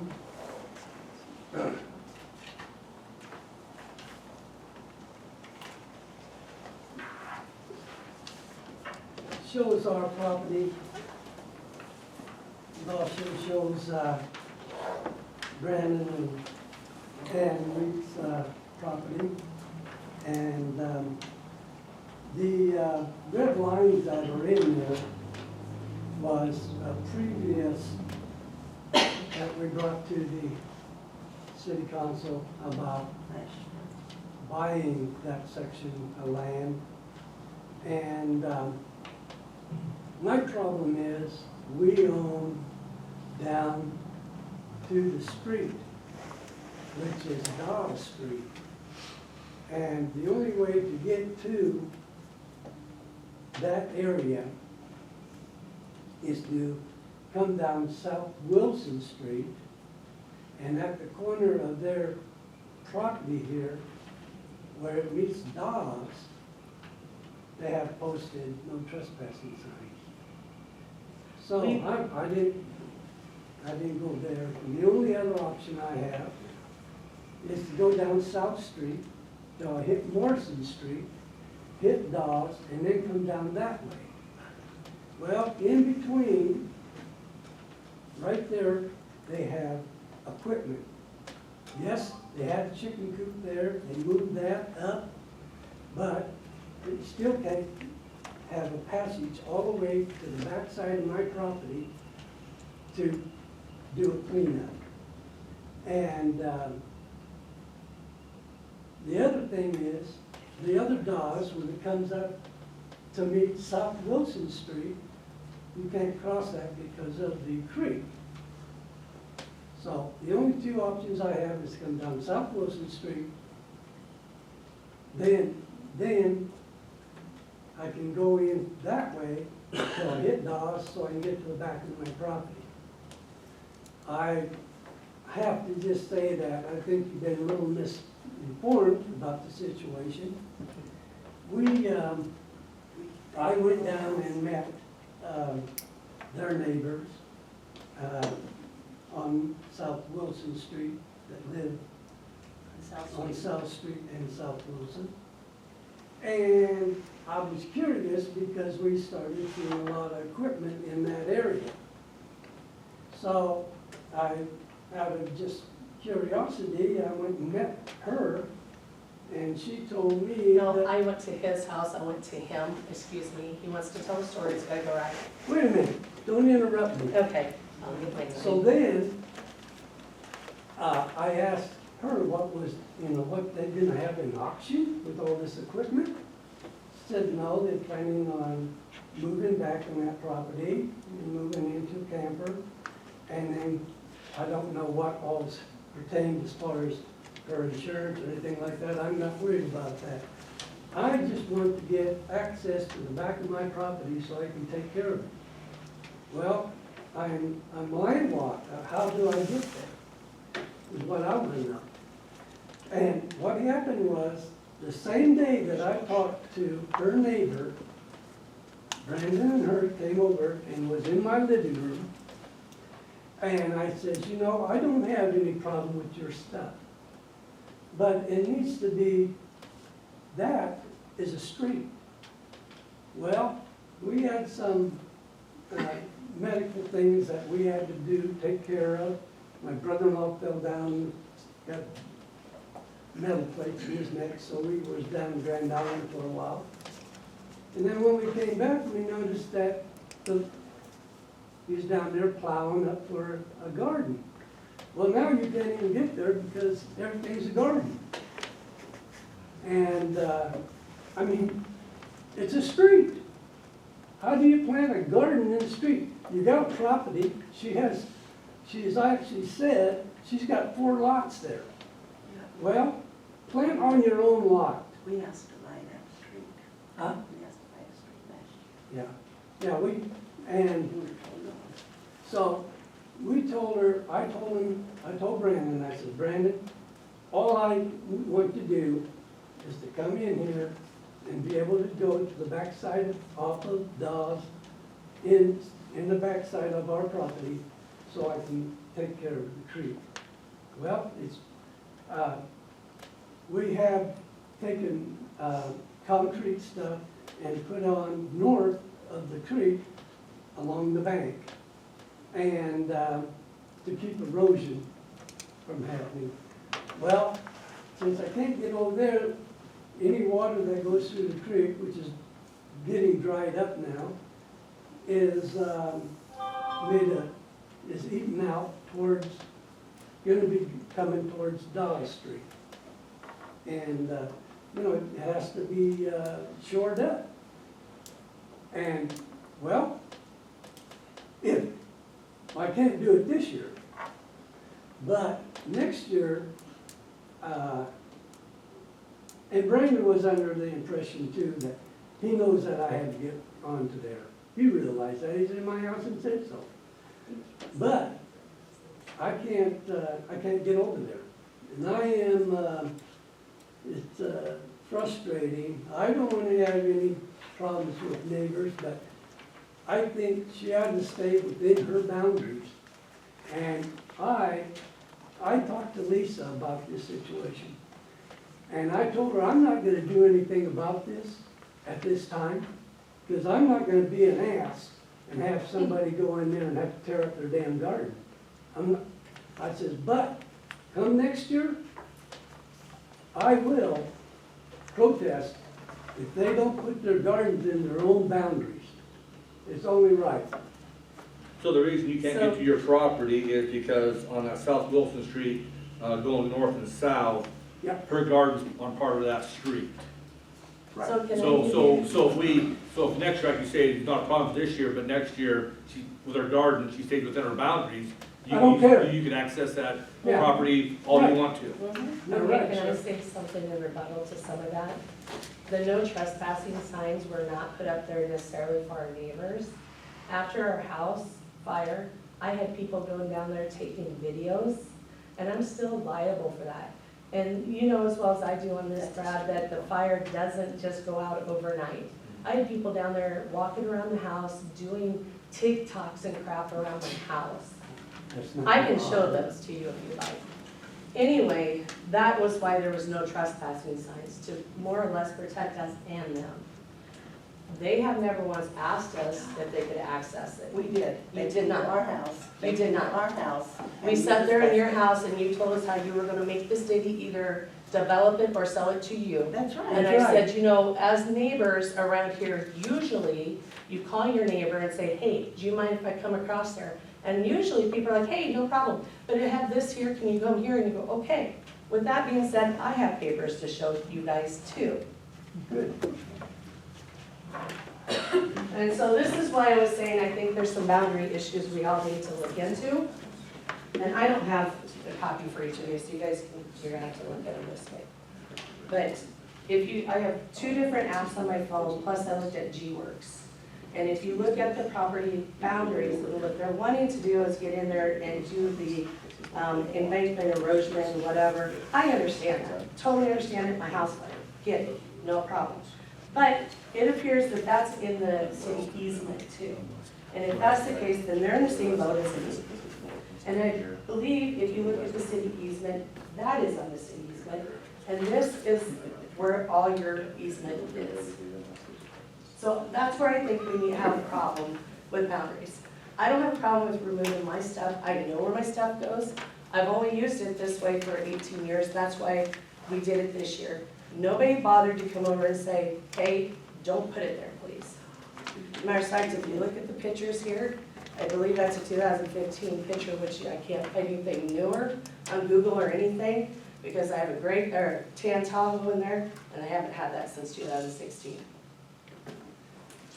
I would like to say this about all what she has to say about she never heard this, that, and that. I want to address Brandon. Brandon, I told you I need access to the back of that property, didn't I? Matter of fact, you said, I says, there's a fence there. And I don't know, we didn't put the fence there. But there was a fence, and you said that you would even take the fence down so I could get back in there. Did you ask if you needed access back there yet this year? Huh? Did you ask for us to move it so you could access there this year at all? At all, No. I guess since not. that conversation? No, we didn't. No, I figured that. Can't read your I mind. think that somebody would know their own boundaries. I do know them, sir. You ain't not, you're beyond your property. Sorry. Okay, time out here, folks. We're not gonna be referees for Right. dispute between neighbors. What the city can do is we can mark these boundaries. We can't do it based on these maps tonight, but we will Correct. work towards making sure everybody knows where the public right-of-way is.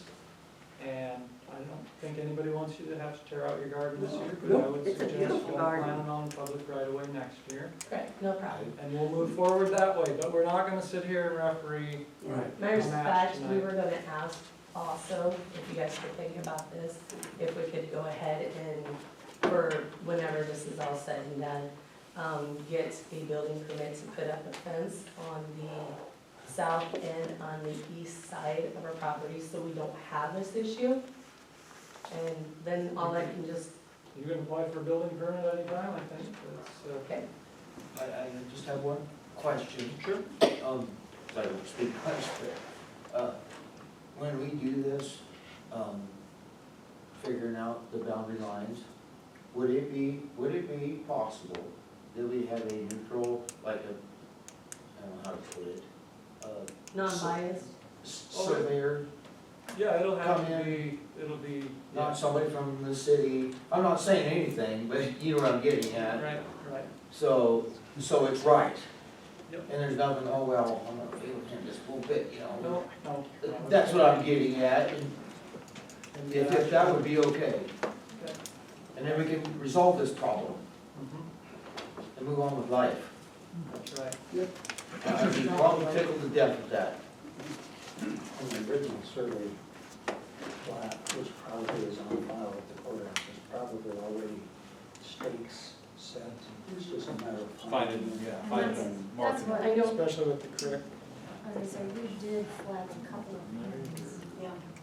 Our garden down there with the it's marked out. I know like when Pat had her house redone, I know a couple of those had been, I think they removed them because they didn't know what it was, but yeah, there was. Oh, yeah, it'll be fair, boundaries, I mean. Okay, that's no problem. Well, No, we I can mean, do- I'm we tickled can to just death if we identify do the that. city right away, and we'll go from there. Anybody else have any other questions or concerns? Alrighty, next on the agenda, we have Ann here to discuss update on the ambulance fund. Because I chose the back row almost to come and sit at. Just wanted to update you where we're at. We updated, got Scott and Darlene here with me, working on a solution for coverage of our ambulances to remain all in one spot. But we went to the commissioners' meeting last and let them know too that we're trying to work out a way that the ambulance association itself can kind of self-generate its own building, if you don't mind, on your property, same location. We have a couple, maybe 3 different avenues of possible financing strategies in mind that we're researching. One of them is if once DHHS puts out the application for the most recent ARPA funds that were released recently. Those funds are eligible for the purchase of new ambulances in the state because ambulances across the state were in dire need of them, and so there's great money out there for that, and I'm told by hearsay that we could still apply for those. Once the application's let loose, we can apply first come, first served basis, but hopefully we can get one in quickly enough that we could grab those funds to help pay for our ambulance. If that's the case, then lost my mind for a minute. One of the ideas was to get with D.A. Davidson, who currently has been helping us the last several years in ambulances, with purchase of ambulances and loaning us the funds that we pay back, to see if they would be able to loan us the funds for a structure that we would pay back similar as if it was a new ambulance. No tax money being used, it would be all the revenues off the ambulance service. And so I reached out to Dave Davidson, and they're very willing to talk. It would be a very similar situation such as what's with the fire hall currently, on an interlocal agreement with the city, the county, and potentially the rural fire board, since that's within the agreement for the fire hall, and we're desiring to attach a potential new building to the fire hall to put everything pretty much under one roof if possible. So that's one of the avenues. The other would be to just, I've talked with Lisa a little bit about a sinking fund and having the city hold that fund per se for us to, over the next 2 to 4 years, put aside some money to then move forward in anywhere from 2 to 4 years to begin building the structure, tear down the building of the structure, of course. No decision, of course, needs made tonight. I'm just updating you and asking you if you have any thoughts and questions on this process, and if you think that there would be any, to spend some time thinking about it, to see if there would be any potential hitches in our get along as we move forward. Everything sounds fine to me. My only note, I mean, I think that sounds like, it sounds like you're going, I mean, you're funding it yourself, so I mean, I don't think that's an issue, but all that I know is that there's been some outreach to me that they do not want the city to cover the cost of a whole new building. But I mean, since you guys aren't going that route, then I don't see that that's really a concern. A lot of people misunderstand ambulance services and their need in a community. And so I would be very welcome to visit with anybody. If anybody does contact you in the future, to just send them my way. I'd be more than happy to help address some of the questions, because sometimes it's just a matter of clarifying and pointing out what really goes on. So. As far as your guys' plan, sounds fine to me. Yeah, I think certainly the city will do what we can to accommodate. Obviously, it's not a great time to ask for money. No, that's why I'm not here asking for it. But right, you didn't ask But yet, so moving forward, and it's the county's, it's actually both entities' issue if we want ambulance service in this area where the highest number of population, of course, resides. But to keep all ambulances under one roof would be the absolute ideal situation. We are expecting our new ambulance yet this fall. It will not fit in the current building, so our third and reserve ambulance will have to be housed elsewhere, and I have approached the county at their meeting about researching where that could be so that it would be easily accessible in the event of a multi-casualty incident. Multi-casualty doesn't mean 20 or more persons, it could mean more than 2. So keep that in mind, because one ambulance can't carry. Could be a small minivan. It could be that we've had. It could be a school bus. It could be a floor cave-in. It could be a lot of things that this community has already experienced. So 3 ambulances we have decided are necessary in our area to cover miles and patients appropriately. So. Well, I guess like just yesterday, we were down to only one ambulance left in town. Right. We had one but being worked on and the other one on transfer, so we were down to just one. And so, I know we've, and come to the fire department too as well, and trying to figure out, is there room in our fire station for that third ambulance? And we've got every stall used up, you know. The only possibility there would be, which we haven't talked to the fire department yet about it, would be pulling our command trailer out. But then the command trailer, it doesn't need to be accessible as much as that third ambulance does, but it also still needs to be undercover because of the stuff that's in there. Right now, it's sitting outside, but during the winter months and stuff like that, it would have to be put in someplace, which is, it's something that we might have to get out. It's not something you need to get out within the next 10 minutes.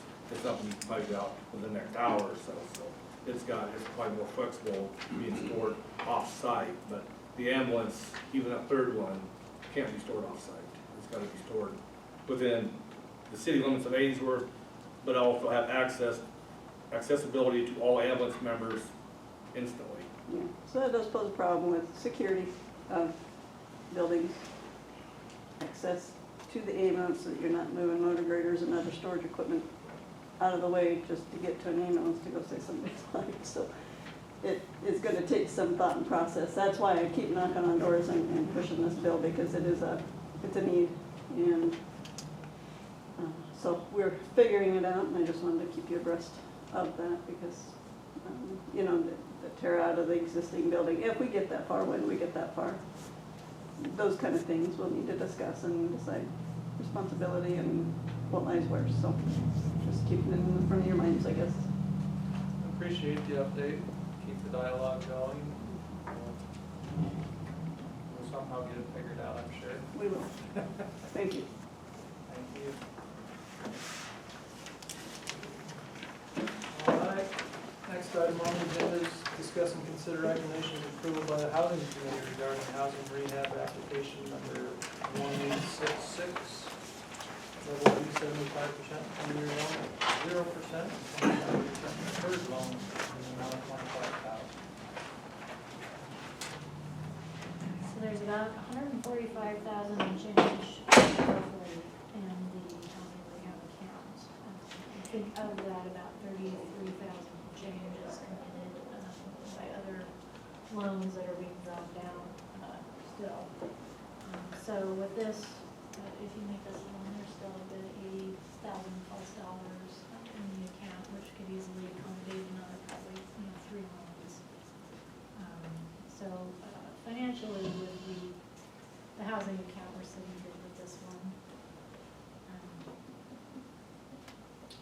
The housing committee, now they reviewed it, we're recommending approval of the loan as presented. If anyone has any questions.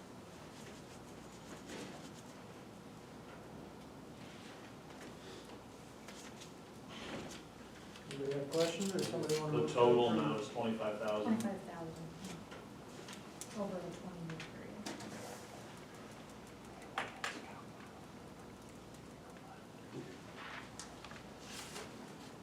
period. I'll make a motion to approve the housing committee's request for rehabilitation application 1866 for $25,000. Motion and a second, any other discussion? Go ahead and call the roll. Skylar. Aye. Vance. Aye. Brad. Yes. Sean. Yes. Motion carried unanimously. Move on to the Lisa's report. Not sure what the month plan is just gonna look. Care center discussions, and we're gonna work on garbage rates. So the subcommittee of the council that was tasked to kind of look at garbage rates and things, we met the other day. Had a good discussion, I think, kind of had a good direction where we want to go on that, and hopefully we'll have something to bring back to the full council in the next month. We did get the garbage truck delivered, the new truck. Our staff is concerned that there might be some issues with the frame on the truck. It was kind of hopping around and bouncing around, they thought. So we do have McQueen our rep from Queen Equipment coming tomorrow to meet with us about that and make sure that, you know, there isn't something that needs to be addressed before we, I guess, sign papers on the truck and accept it as it is. There's a couple of other minor issues too, but we'll be hopefully hashing all that out with them tomorrow. Did make a lodging tax committee application for some potential repairs to the exterior of the Silver Cabin Museum. I think we might have talked about that last month when I referred just a little bit, but we did get approved for that $10,000 grant. The city has budgeted about $10,000, so I think the initial estimate was $18,000 and some change, so we've got a little wiggle room in there for incentives, and so hopefully we can do that project. I think the hope is to try to do that yet this year, this fall. So thanks to the lodging tax committee for that grant money. The LV 840 steering committee has plans to meet tomorrow. So the special election for the renewal initiative is set for August the 9th. There will be an in-person vote. And I think the ballot language was actually in the paper maybe last week or the week before. One of those two. Yeah. So yeah, the steering committee will be meeting and hopefully kind of putting in place plans to get the word out and educate the community about why we think that it would be a good idea to renew that initiative.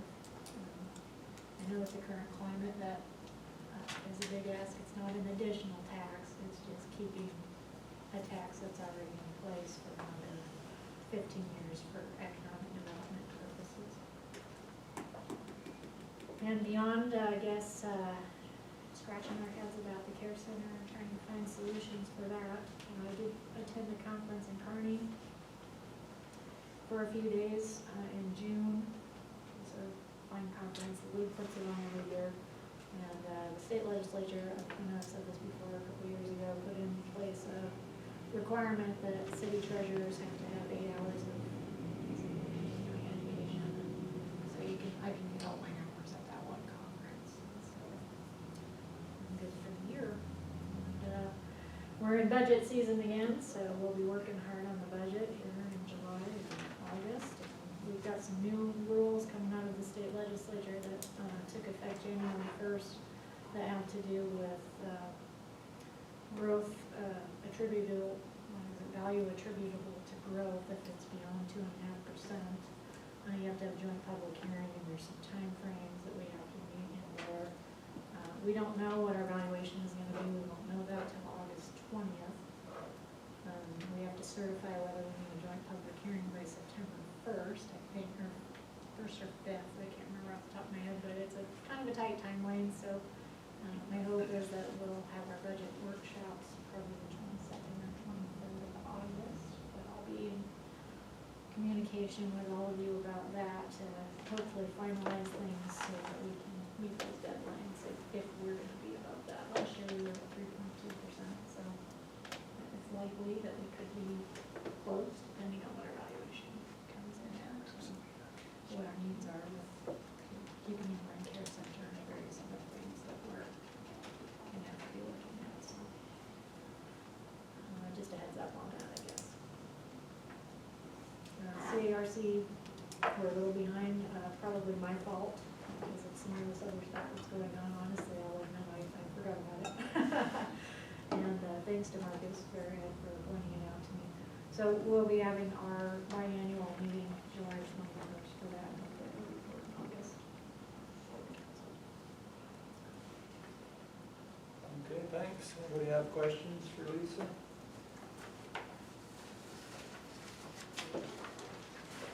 Well, hearing none, we'll adjourn the meeting at 6:59, beat 7 o'clock. Yeah,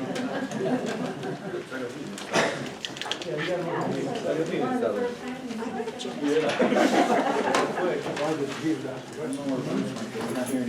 my life. Somebody turn some loose and we can see that happening again, but so we've got to move the guardhouse. It's not a big deal for us. He's gonna sleep in because he's bad. No, he's bitching.